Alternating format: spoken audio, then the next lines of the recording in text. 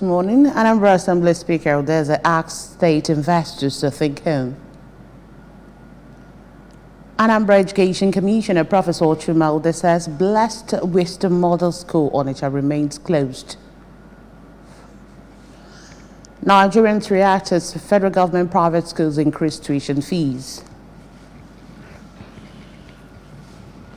Mercenary in attempted mutiny against the Russian President Putin speaks about his involvement. Before the news in detail, here is a special message. Governor Chukwuma Soludo has come for a total turnaround maintenance of the Anambra State economy and promotion of core Igbo values. Let's give him maximum support for the task ahead.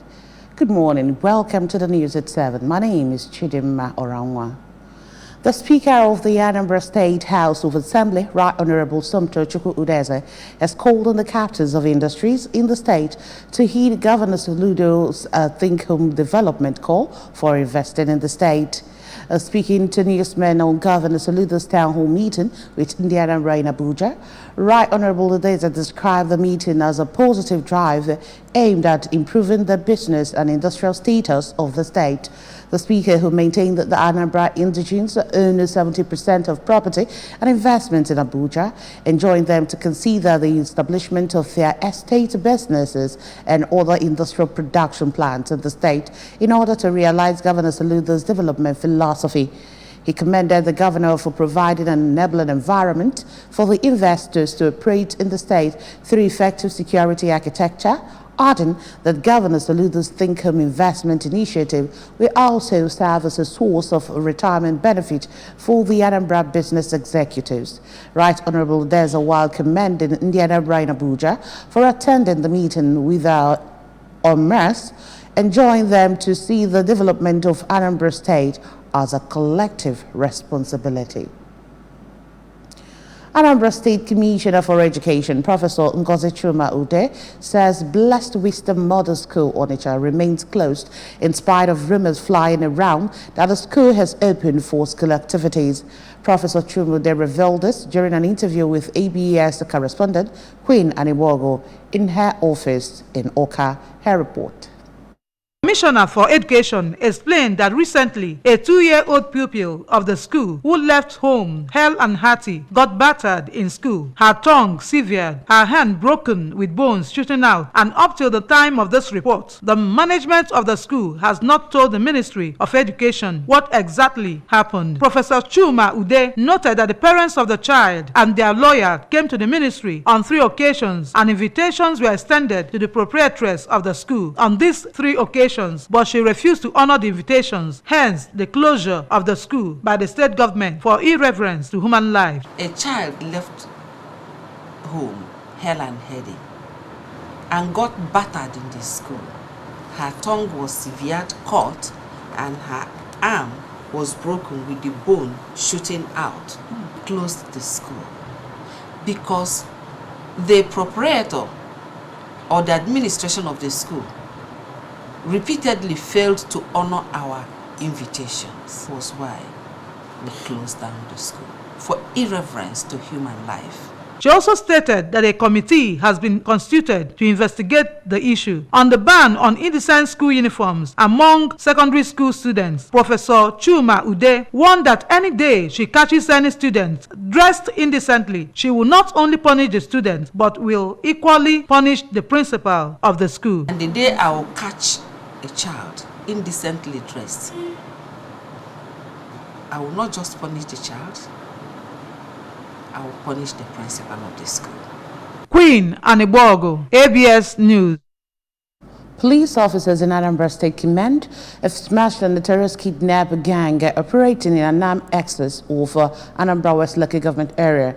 According to a release signed by the Police Public Relations Officer of Anambra Command, DSP Tochi Ikenga, on 18th July 2023, police detectives were alerted about one Chukwebuka Esulo from Ebonyi State, who was speaking to a buyer in Agolo, Anocha local government area, for a black Mercedes-Benz GLK SUV registration number BLF 746EA, whose owner had earlier been reported kidnapped in Aguilera on 26 June 2023, and a sum of 4.5 million naira extorted as ransom from the family before he was released.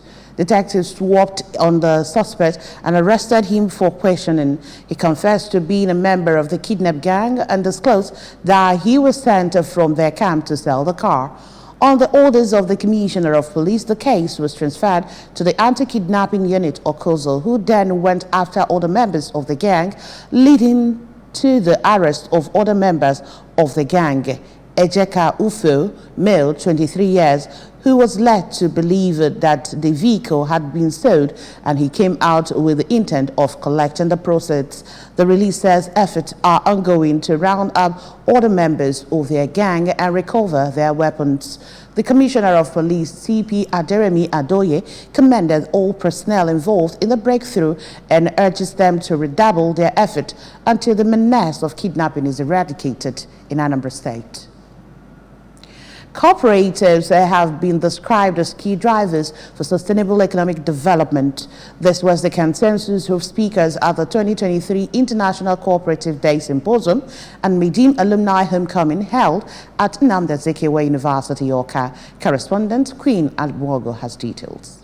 Conference organized by the Department of Cooperative Economics and Management of the University in conjunction with Institute of Cooperative Professionals of Nigeria attracted students, management and staff of the university, captains of industry, traditional rulers, alumni members of the department, among others. Declaring the event open, the Vice Chancellor, Professor Charles Esmone, represented by the Deputy Vice Chancellor, Professor Joseph Ikechebel, called on departments of cooperative economics and management in Nigeria's tertiary institutions, federal and state ministries of cooperatives to further sensitize the populace on the benefits of cooperatives to their members and to the economy. He said the emergence of well-organized cooperatives will make significant impact on the country's small and medium-scale enterprises, agricultural sector, cottage industries, and in many other ways, thus becoming partners in sustainable development of Nigeria. These resource mobilization challenges can be more effectively tackled if individuals come together to pool their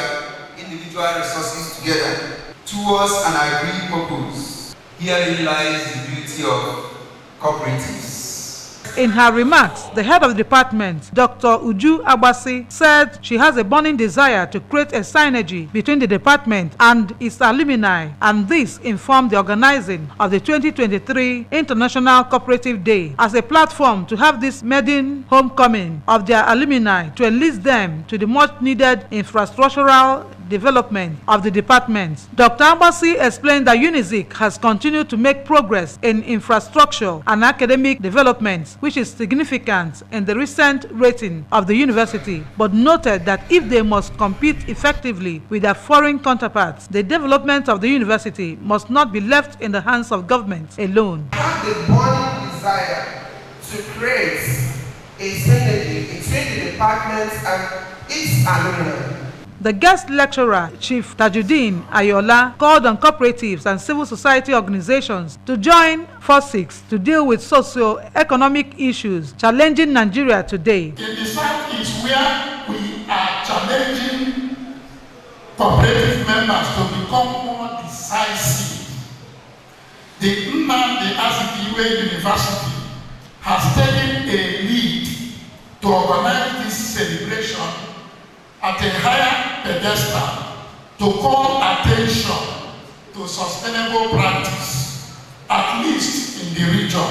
For Professor Shaributu Garuba in his lecture, the International Cooperative Day creates awareness on the need to bring back the days of commodity board and a wake-up call to cooperatives to re-energize cooperative societies at all levels to boost the economy of the nation. Presentation of awards to distinguished personalities, unveiling of the book, Readings in Cooperative Economics and Management, 3rd edition, by the traditional ruler of Umawulu, Igwe Joel Egwonwu, formed the high point of the event. Queen Anibogo, ABS News. As Nigerians adjust to the present economic reality, the federal government and private school owners in some parts of the country, especially the Federal Capital Territory, Abuja, and Lagos State, have announced upward review of tuition fees. The development is further worsened the frustration of Nigerians who have in the past few days lamented the unbearable hardship imposed on them owing to the removal of fuel subsidy. Reports say that the fuel subsidy removal, which led to the astronomical hike in fuel price, has affected the price of other essential goods and services, including food items, transportation fare, and others. Following the suspension of the subsidy payment announced by President Bola Tinubu on May 29, the Nigerian National Petroleum Corporation Company Limited approved an upward review of the pump price of the premium motor spirit, otherwise known as petrol, nationwide. The adjustment moved the pump price from 194 naira to as high as 557 naira and above, while the widespread anger, frustration, and uproar continue across the country, with Nigerians figuring out means to survive. The federal government announced an upward review of tuition fee of all federal government colleges, FGCs, also known as Federal Unity Colleges, from 4,000 to 5,000 naira to 100,000 naira. A mercenary who took part in the attempted mutiny against the Russian President Vladimir Putin says he and his fellow fighters didn't have a clue what was going on. In the space of just 24 hours, the leader of Wagner Group, Yevgeny Prigozhin, staged an insurrection, sending troops into the southern city of Rostov, then further onwards Moscow. Wagner fighters rarely talk to the media, but reports say that the Russians spoke to a major or junior commander who found himself in the middle of the action. Gleb, not his real name, had previously been involved in the fighting for the symbolic town of Bakhmut in eastern Ukraine. As the mutiny began, he was resting with his unit in barracks in the Russian-occupied Luthanka region. Early in the morning on 23rd June, they got a call to join a column of Wagner fighters leaving Ukraine. The order came from a Wagner commander who Gleb is reluctant to name for security reasons, but was acting on orders from Prigozhin and the Wagner Command Council. Over now to sports. Tottenham Hotspur has entered the race to sign Kylian Mbappe from Paris Saint-Germain. Sports said the Frenchman as an ideal replacement for Harry Kane, who reportedly is searching for a house in Munich ahead of a potential move to Bayern. According to Marca, Tottenham is the latest club to show interest in Mbappe after he was declared for sale by PSG. The Premier League side is hoping they can get their heart in the ring and are set for talks with the Ligue 1 club and the players' entourage. Tottenham will, however, have to battle the likes of Chelsea, Manchester United, Real Madrid, and Saudi Arabia for the 24-year-old signature. PSG President Nasser Al-Khelaifi had admitted that they will not let the striker walk away for free, but open to keeping him provided he pens a new deal. Remember that you can follow news and programs on ABS from any part of the world by liking our Facebook page or follow us at ABS or Anambra Broadcasting Service. Subscribe to our YouTube page at ABS Television Oka. Follow us on Twitter at ABS Radio TV. You can also reach us on Instagram at ABS Radio TV. Our website is www.absradiotv.com. And now the main points again. Anambra Speaker Udeze has asked the state investors to think home. Anambra Education Commissioner Professor Chuma Ude has said that Blessed Wisdom Mother School Onitsha remains closed. Nigerians have reacted as federal government private schools increase tuition fees. And we also told you on the forums in the machinery and attempted mutiny against Russian President Putin has spoken about his involvement. Governor Chukwuma Soludo has come for a total turnaround, maintenance of the Anambra State economy, and promotion of core Igbo values. Let's give him maximum support for the task ahead. And that's it on the news at 7. Many thanks for joining us this morning. My name is Chidimma Oranwa. Good morning.